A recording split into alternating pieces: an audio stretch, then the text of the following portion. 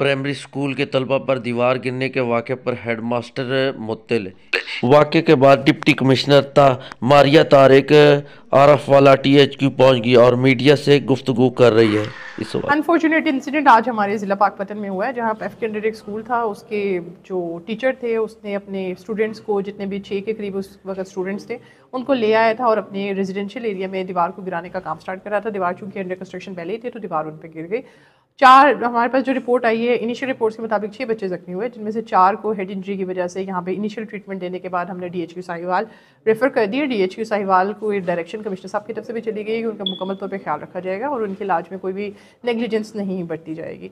Secondly, बाकी जो 2 बच्चे हैं उनको माइनर इंजरीज़ है जो कि फ्रैक्चर की है और उनके कल सर्जरी शेड्यूल कर दी गई, जिसमें से होपफुली कल हम एक बच्चे को डिस्चार्ज कर देंगे और बाकी जो दूसरा बच्चा है वो 2 दिन के अंदर डिस्चार्ज होगा।